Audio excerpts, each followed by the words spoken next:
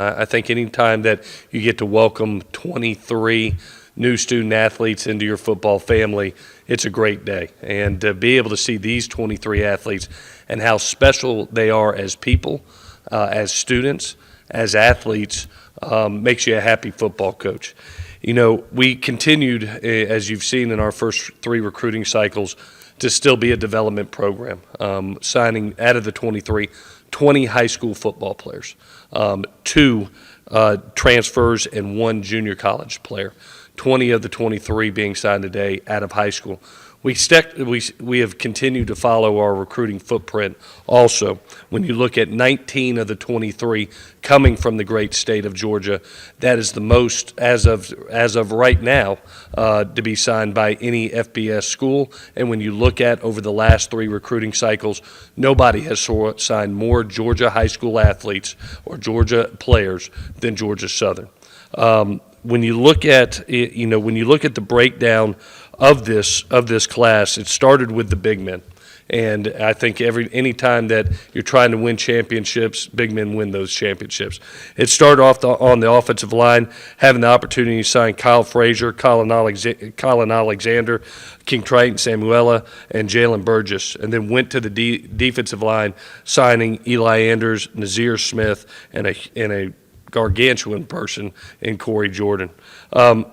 When you go to offensive skill, I think you always got to start at the quarterback position, and we bring a really young, talented individual in from North Carolina who's just fresh off winning a state championship in Tyler Budge.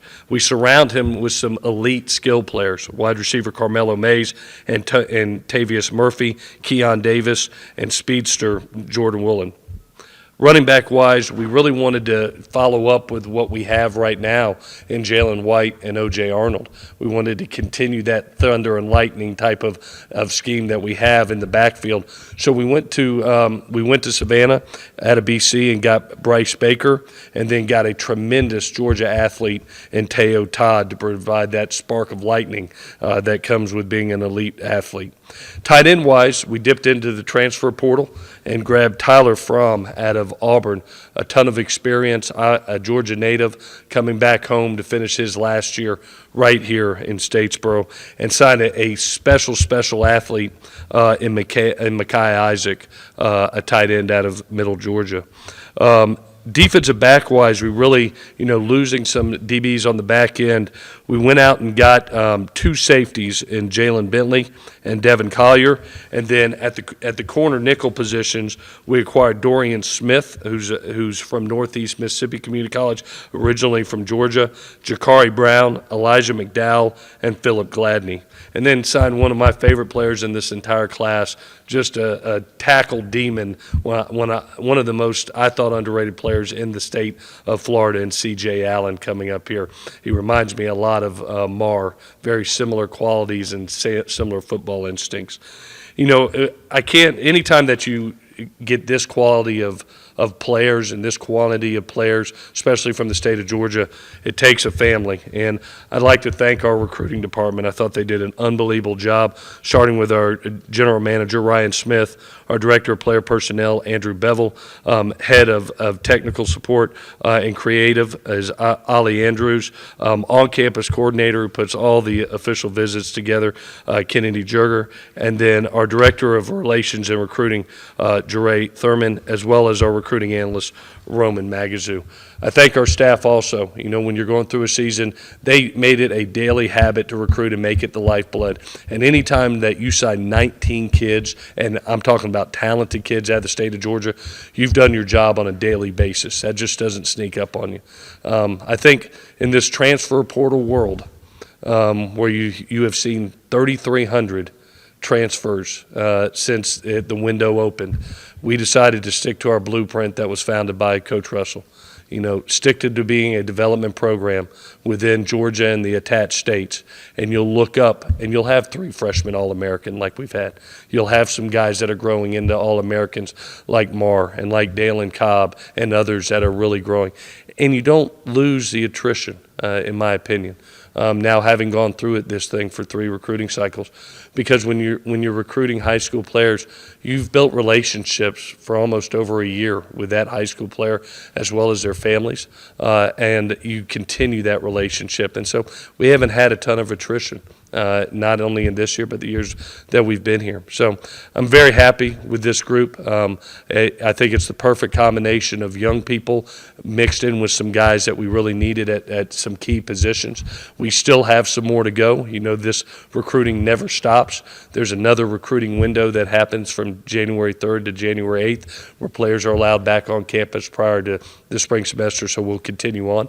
And as guys come in and become available and sign with us, we'll let you know. You see that room, and my job as a head coach and have to do roster management is make sure that we provide the best room possible. And to be able to get Tyler Budge in that room is a huge step. You're talking about a young, very talented guy that not only has all the intangibles to represent and be the face of your program, but also has the decision-making skill. He has the accuracy that you need. He gets the ball out. He's lifted his team as far as he could lift them, which was a state championship. You look at the other guys in that room right now, and J.C. French and David Dallas, Colton Fitzgerald. You look at a young player in Kobe Walton. You look at guys that are there, and we're still looking and garnering, you know, to make that room the best that it can be. You know, so yes, a transfer is on the table, and if that comes about here in the new future, I'll let you know, Josh. One, the high school coaches in this state, I've just been blown away in my 3 years how college ready the players. I think anytime that you look up and you're at Georgia Southern and you have 3 freshmen All-American, you did a little bit, but there was a lot of development that was done in high school. You know, so when I think of Chandler Strong and I think of DeAndre Buchanan and I think of Elijah Fall, those are 3 Georgia products that came here as freshmen, that grew up within our system, but also were very well coached within this state. And like I said, we're following the blueprint that Coach Russell set forth, you know, and he got it right. You know, we won championships off doing it this way. We found success in the first 2 years. We're hoping this 3rd cycle can take us to the next step, not being a bowl team, but being a championship football team. And you can build things that last and be successful doing it the right way. And I think that right way that's been proven here is to garner high school talent from the state of Georgia and the attached states of Alabama, Florida, South Carolina, North Carolina, and Tennessee. We have stuck to that footprint, and it's given us great success with our younger players. Have we acquired some transfer talent? Yes, and that transfer talent has helped us.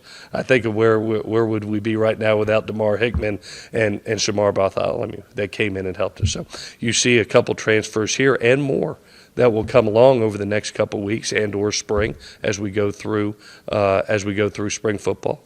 It's our job to produce the best possible team for our fan base, our alumni, and this university as we go into the fall. I don't think Jay White wasn't a huge part of that recruiting. We had Bryce the last day of recruiting on Sunday. He and his family came up, and Jalen was a huge part of that, of being an older brother that can mentor a really good player in Bryce. And you know, Bryce brings a physical and mental maturity with him to the park that it should allow him to advance quicker. And the quality, being able to play at the quality of school that he played at BC, coming from championship program, that's really going to help him. You know, that gives you the opportunity. You might as well be in college when you're at BC. So, you know, it gives him the opportunity to really compete at a quicker age. I fell in love with Kyle on his visit. As you learn about Kyle, you'll see one of the most unique and special stories you'll ever find. And as he's had success, I can't wait for the nation to know this guy. Here's a young man that was able to battle Hodgkin's disease, overcome it. At one time was a Make-A-Wish child. And he's battled through it and come out the other end stronger. And everything that he does is just with joy. when he was on his trip here, here's a gargantuan man, 315 pounds, but just the most lovable teddy bear until he gets on the field, and that he's the most vicious person I've ever met. But when he's off the field, man, what a great face of your program, and just his energy, his talent. He fell through the cracks, I'll be honest with you. As a high school player in Savannah State, was able to acquire a very special person. When he entered the portal and we're evaluating him, we're going, oh my gosh, this guy is better than a lot of guys that we're seeing coming maybe out of Power 5 programs. So we trust our evaluation. We don't care where you're from, how old you are, what school you might have gone to. If you're a fit for our program and there's a need, man, we love having you. And Kyle was that guy for us. He's a perfect fit for us, and thank goodness we were a perfect fit for him. Yeah, it's something that we look really heavily, and we ask ourselves a bunch of questions. Do these players that we recruit, do they like the game? Do they love the game, or do they live it on a daily basis? There is a difference. And when you're living for it on a daily basis, you can see it. Do they have captain capabilities? Do they have great work ethic? Do they love to compete? Can they process? Do they accept coaching? Are they somebody that's going to put the team over themselves?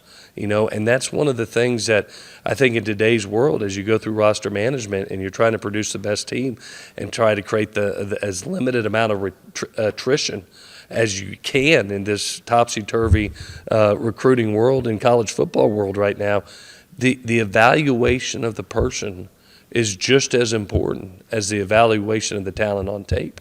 And so, when I look at the players that are in that locker room right now over the last 2 recruiting cycles that we've signed, and these 23 men, I'm very proud to be their coach, but I'm also very proud of the men they are. Coach, the transfer portal is one thing. The NIL is a whole other thing. Mm-hmm. You're getting kids and you're competing with schools that might have bigger budgets in their NIL to be able to have these quality players come to their schools. Yeah. How difficult is this as a coach that's been around for a while to have to deal with this? Do you put this on to the recruiting folks, or how much of a say-so, and how much are you involved in that? And how tough is it to deal with the NIL, because it's a real thing? We're talking about, Arkansas saying $1 million for a good quarterback. Well, I'll say this. One, I love to compete, and our staff loves to compete.